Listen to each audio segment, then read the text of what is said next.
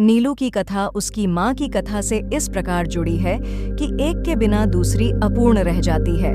उसकी अल्सेशियन माँ उत्तरायण में लूसी के नाम से पुकारी जाती थी। हिरणी के समान वेगवती, सांचे में ढली हुई देह, जिसमें व्यर्थ कहने के लिए एक तोला मांस भी नहीं था। ऊपर काला आभास देने वाले भूरे पीताभ रोम, बुद्धिमानी का पता देने वाली काली पर छोटी आंखें, सजग खड़े कान और सघन, रोएंदार तथा पिछले पैरों के टखनों को छूने वाली लंबी पूंछ, सब कुछ उसे राजसी विशेषता देता था। थी भी वह सामान्य कुत्तों से भिन्न। अल्सेशियन कुत्ता एक ही स्वामी को स्वीकार करता है। यदि परिस्थितियों के कारण एक व्यक्ति का स्वामित्व उसे सुलभ नहीं होता, तो वह सबके साथ सहचर जैसा आवरण करने लगता है। दूसरे शब्दों में, आदेश किसी का नहीं मानता, परंतु सबके स्नेहपूर्ण अनुरोध की रक्षा में तत्पर रहता है। लूसी की स्थिति भी स्वच्छंद सहचरी के समान हो गई थी। उत्तरायण में जो पगडंडी दो पहाड़ियों के बीच से मोटर मार्ग तक जाती थी, उसके अंत में मोटर स्टॉप पर एक ही दुकान थी, जिसमें आवश्यक खाद्य सामग्री प्राप्त हो सकती थी। शीतकाल में यह दो पर्वतीय भित्तियों का अंतराल बर्फ से भर जाता था और उससे पगडंडी के अस्तित्व का चिन्ह भी शेष नहीं रहता था। तब दुकान तक पहुंचने में असमर्थ उत्तरायण के निवासी लूसी के गले में रुपये और सामग्री की सूची के साथ एक बड़ा अंगोछा या चादर बांधकर उससे सामान लाने का अनुरोध करते थे। वंश परंपरा से बर्फ में मार्ग बना लेने की सहज चेतना के कारण वह सारे व्यवधान पार कर दुकान तक पहुंच जाती। दुकानदार उसके गले से कपड़ा खोलकर रुपया, सूची आदि लेने के उपरांत सामान की गठरी उसके गले या पीठ से बांध देता और लूसी सारे बोझ के साथ बर्फीला मार्ग पार करती हुई सकुशल लौट आती। किसी किसी दिन उसे कई बार आना जाना पड़ता था। कभी चीनी मंगवाई और चाय रह गई, कभी आटा याद रहा और आलू भूल गए। पर लूसी को मंगवाने वालों के भुलक्कड़पन से कोई शिकायत कभी नहीं रही। गले में कपड़ा बांधते ही वह तीर की तरह दुकान की दिशा में चल देती। उसकी तत्परता के कारण मंगाने वालों में भूलने की प्रवृत्ति बढ़ती ही थी। एक दिन किसी अधिक ऊंचाई पर बसे पर्वतीय ग्राम से बर्फ में भटकता हुआ एक भूटिया कुत्ता दुकान पर आ गया और लूसी से उसकी मैत्री हो गई। उन दोनों में आकृति की वही भिन्नता थी जो एक तराशी हुई सुडौल मूर्ति और अनगढ़ शिलाखंड में होती है, परंतु दुर्दिन के साथी होने के कारण वे सहचर हो गए। शीत ऋतु में प्रायः लकड़बग्घे ऊंचे पर्वतीय अंचल से नीचे उतर आते हैं और बर्फ में भटकते हुए मिल जाते हैं। वैसे तो यह हिंसक जीव कुत्ते से कुछ ही बड़ा होता है, परंतु कुत्ता इसका प्रिय खाद्य होने के कारण रक्षणीय की स्थिति में आ जाता है। सामान्य कुत्ते तो लकड़बग्घे को देखते ही स्तब्ध और निर्जीव से हो जाते हैं, अतः उन्हें घसीट ले जाने में इसे कोई प्रयास ही नहीं करना पड़ता। असामान्य भूटिये या अल्सेशियन कुत्ते उससे संघर्ष करते हैं अवश्य, परंतु अंततः पराजित ही होते हैं। 4-5 दिन के बच्चों को छोड़कर लूसी फिर दुकान तक आने जाने लगी थी। एक संध्या के झुटपुटे में लूसी ऐसी गई कि फिर लौट ही नहीं सकी। बर्फ के दिनों में सांझ ही से सघन अंधकार घिर आता है और हवा ऐसी तुषार बोझिल हो जाती है कि गंध भी वहन नहीं कर पाती। इसी से प्रायः शीतकाल में प्राण शक्ति के कुछ कुंठित हो जाने के कारण कुत्ते लकड़बग्घे के आने की गंध पाने में असमर्थ रहते हैं और उसके अनायास आहार बन जाते हैं। सवेरे बर्फ पर कई बड़े छोटे पंजों के तथा आगे पीछे घसीटने घिसटने के चिन्ह देखकर निश्चय हो गया कि लूसी ने बहुत संघर्ष के उपरांत ही प्राण दिए होंगे। बर्फ पर रक्त के पनीले धब्बे ऐसे लगते थे मानो किसी बालक की ड्राइंग पुस्तिका के सफेद पृष्ठ पर लाल स्याही की दाबात उलट गई हो। लूसी के लिए सभी रोए, परंतु जिसे सबसे अधिक रोना चाहिए था वह बच्चा तो कुछ जानता ही न था। एक दिन पहले उसकी आंखें खुली थीं, अतः माँ से अधिक वह दूध के अभाव में शोर मचाने लगा। दुग्ध चूर्ण से दूध बनाकर उसे पिलाया, पर रजाई में भी वह माँ के पेट की उष्णता खोजता और न पाने पर रोता चिल्लाता रहा। अंत में हमने उसे कोमल ऊन और अध बुने स्वेटर की डलिया में रख दिया, जहां वह माँ के सामीप्य सुख के भ्रम में सो गया। डलिया में वह ऊन की गेंद जैसा ही लगता था। आने के समय उसे अपने साथ प्रयाग लाना पड़ा। बड़े होने पर देखा कि वह अपनी माँ के समान ही विशिष्ट है। भूटिये बाप और अल्सेशियन माँ के रूप रंग ने उसे जो वर्ण संकरता दी थी, उसके कारण न वह अल्सेशियन था न भूटिया।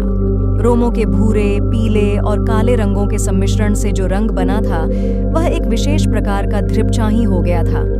धूप पड़ने पर एक की झलक मिलती थी, छाह में दूसरे की और दिए के उजाले में तीसरे की। कानों की चौड़ाई और नुकीलेपन में भी कुछ नवीनता थी। सिर ऊपर की ओर अन्य कुत्तों के सिर से बड़ा और चौड़ा था और नीचे लंबोतरा पर सुडोल। पूंछ अल्सेशियन कुत्तों की पूंछ के समान सघन रोमों से युक्त पर ऊपर की ओर मुड़ी कुंडलीदार थी। पैर अल्सेशियन कुत्ते के पैरों के समान लंबे पर पंजे भूटिये के समान मजबूत, चौड़े और मुड़े हुए नाखूनों से युक्त थे। शरीर में ऊपर का भाग चौड़ा पर नीचे का पतले पेट के कारण हल्का और तीव्र गति का सहायक था। आंखें न काली थीं, न भूरी और न कंजी। उन गोल और काली कोर वाली आंखों का रंग शहद के रंग के समान था, जो धूप में तरल सुनहला हो जाता था और छाया में जमे हुए मधु सा पारदर्शी लगता था। आकृति की विशेषता के साथ उसके बल और स्वभाव में भी विशेषता थी। ऊंची दीवार को भी वह एक छलांग में पार कर लेता था। गले का स्वर इतना भारी, मंद और गूंजने वाला था कि रात्रि में उसका एक बार भौंकना भी वातावरण की स्तब्धता को कंपित कर देता था। अन्य कुत्तों के समान खाने के लिए लालायित रहना, प्रसन्नता व्यक्त करने के लिए पूंछ हिलाना, कृतज्ञता झांपिट करने के लिए चाटना, याचक के दीन भाव से स्वामी के पीछे पीछे घूमना, अकारण भौंकना, काटना आदि प्रकृति दत्त स्वान गुणों का उसमें सर्वथा अभाव था। मैंने अनेक कुत्ते देखे और पाले हैं, किंतु कुत्ते के दैन्य से रहित और उसके लिए अलभ्य दर्प से युक्त मैंने केवल नीलू को ही देखा है। उसके प्रिय से प्रिय खाद्य को भी यदि अवज्ञा के साथ फेंक कर दिया जाता तो वह उसकी ओर देखता भी नहीं, खाना दूर की बात है। यदि उसे किसी बात पर झिड़क दिया जाता तो बिना बहुत मनाए वह मेरे सामने ही ना आता। विगत 12 वर्षों से उसका बैठने का स्थान मेरे घर का बाहरी बरामदा ही रहा, जिसकी ऊपरी सीढ़ी पर पोर्टिको के सामने बैठकर वह प्रत्येक आने जाने वाले का निरीक्षण करता रहता। मुझसे मिलने वालों में वह प्रायः सबको पहचानता था। किसी विशेष परिचित को आया देखकर वह सदर्प धीरे धीरे भीतर आकर मेरे कमरे के दरवाजे पर खड़ा हो जाता। उसका इस प्रकार आना ही मेरे लिए किसी मित्र की उपस्थिति की सूचना थी। मुझसे आ रही हूँ सुनने के उपरांत वह पुनः बाहर अपने निश्चित स्थान पर जा बैठता। न जाने किस सहज चेतना से वह अपरिचित या असमय आए व्यक्ति को जान लेता था। तब नितांत निरपेक्ष और उदासीन भाव से उसकी घंटी बजाना, नौकर का आकर समाचार ले जाना आदि देखता रहता। कुत्ते भाषा नहीं जानते, ध्वनि पहचानते हैं। नीलू का ध्वनि ज्ञान इतना विस्तृत और गहरा था कि उससे कुछ कहना भाषा जानने वाले मनुष्य से बात करने के समान हो जाता था। बाहर या रास्ते में घूमते हुए यदि कोई उससे कह देता, गुरुजी तुम्हें ढूंढ रही थी नीलू, तो वह विद्युत गति से चहारदीवारी कूदकर मेरे कमरे के सामने आदेश की प्रतीक्षा में आकर खड़ा हो जाता। फिर कोई काम नहीं है जाओ कहने के पहले वह मूर्तिवत एक स्थिति में ही खड़ा रह जाता। कभी कभी मैं किसी कार्य में व्यस्त होने के कारण उसकी उपस्थिति जान ही नहीं पाती और उसे बहुत समय तक बिना हिले डुले खड़ा रहना पड़ता। हिंसक और क्रोधी भूटिये बाप और आखेट प्रिय अल्सेशियन माँ से जन्म पाकर भी उसमें हिंसा प्रवृत्ति का कोई चिन्ह नहीं था। 13 वर्ष के दीर्घ जीवन में भी उसे किसी पशु पक्षी पर झपटते या मारते नहीं देखा गया। उसका यह स्वभाव मेरे लिए ही नहीं, सब देखने वालों के लिए आश्चर्य की घटना थी। मेरे बंगले के रोशनदानों में प्राय गोरैया तिनकों से घोंसला बना लेती है। मुझे उनके परिश्रम पूर्वक बनाए हुए घोंसले उजाड़ना अच्छा नहीं लगता, अतः कालांतर से उनमें अंडों और पक्षी शावकों की सृष्टि बस जाती है। कुछ अंकुर जैसे पंख निकलते ही वे पक्षी शावक उड़ने के असफल प्रयास में रोशनदानों से नीचे गिरने लगते। इन दिनों नीलू उनके सतर्क पहरेदार का कर्तव्य संभाल लेता था। उसके भय से कोई भी अन्य कृत्ता बिल्ली उन नादान उड़ने गिरने वालों को हानि पहुंचाने का साहस नहीं कर पाता था। कभी कभी बहुत छोटे पक्षी शावकों को पुनः घोंसले में रखवाने के लिए वह उन्हें हौले से मुख में दबाकर मेरे पास ले आता था। जब तक रोशनदान में सीढ़ी लगवाकर मैं उस बच्चे को घोंसले में पहुंचाने की व्यवस्था न कर लेती, तब तक वह या तो बड़ी कोमलता से उसे मुंह में दबाए खड़ा रहता या मेरे हाथ में देकर प्रतीक्षा की मुद्रा में देखता रहता। सवेरे नियमानुसार जब मैं मोर खरगोश आदि को दाना देने निकलती, तब वह चाहे जाड़ा हो चाहे बरसात मुझे दरवाजे पर ही मिलता और मेरे साथ साथ घूमता। पक्षियों के कक्ष में 2 फुट ऊंची दीवार पर जाली लगी हुई है। नीलू दीवार पर दोनों पंजे रखकर खड़ा हो जाता और अपनी गोल आंखें घुमाकर मानो प्रत्येक कक्ष और उसमें रहने वालों का निरीक्षण परीक्षण करता रहता। उससे इस नियम में कभी व्यतिक्रम नहीं पड़ा। उसका रात का कर्तव्य भी स्वेच्छा स्वीकृत और निश्चित था। सबके सो जाने पर वह गर्मियों में बाहर लॉन पर और सर्दियों में बरामदे में तख्त पर बैठकर पहरेदारी का कार्य करता। रात में कई बार वह पूरे कंपाउंड का और पशु पक्षियों के घर का चक्कर लगाता रहता। रात चाहे उजाली हो, चाहे बादल गरज रहे हों, चाहे आंधी चल रही हो, उसके चक्कर को विराम नहीं था। रात के सन्नाटे में उसके मंद गंभीर स्वर से ही हम अनुमान लगा पाते थे कि वह किस कोने में पहरा दे रहा है।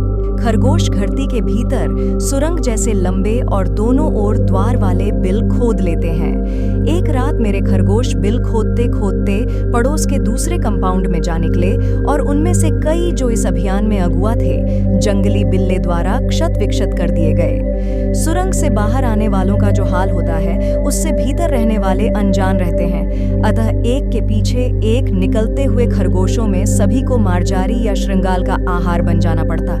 किंतु उनके सौभाग्य से पहरे के नित्यक्रम में घूमते हुए नीलू ने संभवतः पत्तियों की सरसराहट से सजग होकर चहाड़ दीवारी के पार देखा होगा और शीत की कोहराच्छन्न रात की मलिन चांदनी में भी उसने खरगोशों के संकट को पहचान लिया होगा। उसके कूदकर दूसरी ओर पहुंचते ही बिल्ला तो भाग गया, परंतु खरगोशों को बाहर निकलने से रोकने के लिए वह रात भर ओस से भीगता हुआ सुरंग के द्वार पर खड़ा रहा। ये परोपकार नीलू के लिए बहुत महंगा पड़ा, क्योंकि उसे सर्दी लगने से न्यूमोनिया हो गया और कई दिनों तक इंजेक्शन दवा आदि का कष्ट झेलना पड़ा। वैसे वह शांत भाव से कड़वी दवा भी पी लेता था और सुई भी लगवा लेता था। एक बार जब मोटर दुर्घटना में आहत हो मुझे मार्ग से ही अस्पताल जाना पड़ा, तब संध्या तक मेरी प्रतीक्षा करके और कपड़े, चादर, कंबल आदि सामान अस्पताल में ले जाने वालों की हड़बड़ी देखकर उसकी सहज चेतना ने किसी अनिष्ट का आभास पा लिया। जो भी उस संध्या को मेरे बंगले पर पहुंचा, वह नीलू की विषादमयी निश्चेष्ट मुद्रा देखकर विस्मित हुए बिना नहीं रहा। जब 3 दिन तक उसने न कुछ खाया न पिया, तब डॉक्टर से अनुमति लेकर उसे अस्पताल लाया गया। पट्टियों के घटाटोप में मुझे अच्छी तरह देखने के लिए वह पलंग के चारों ओर घूमने लगा और फिर आश्वस्त होकर प्रहरी की चिरपरिचित मुद्रा में मेरे पलंग के नीचे जा बैठा। 2 घंटे बाद बहुत समझाने पुचकारने के उपरांत ही उसे घर पहुंचाया जा सका। तब से हर दूसरे दिन अस्पताल न ले जाने पर वह अनशन आरंभ कर देता। इस प्रकार अस्पताल में भी वह नियमित रूप से मिलने आने वालों में गिना जाने लगा और डॉक्टर, नर्सें सब उससे परिचित हो गए। नीलू को 14 वर्ष का जीवन मिला था और जन्म से मृत्यु के क्षण तक वह मेरे पास ही रहा। अतः उससे संबद्ध घटनाओं और संस्मरणों की संख्या बहुत अधिक है। कुत्तों में वह केवल कजली के सामीप्य से ही प्रसन्न रहता था, परंतु कजली और बादल एक क्षण के लिए भी एक दूसरे से अलग नहीं रह सकते थे। परिणामतः नीलू बेचारा एकाकी ही रहा। जीवन के समान उसकी मृत्यु भी दैन्य से रहित थी। कुत्ते की मौत मरना कहावत है, परंतु यदि नीलू के समान शांत निर्लिप्त भाव से कोई मृत्यु का सामना कर सके, तो ऐसी मृत्यु मनुष्य को भी काम्य होगी। मेरे पास अनेक जीव जंतु हैं, परंतु जिसके बुरा मान जाने की मुझे चिंता हो, ऐसा अब कोई नहीं है।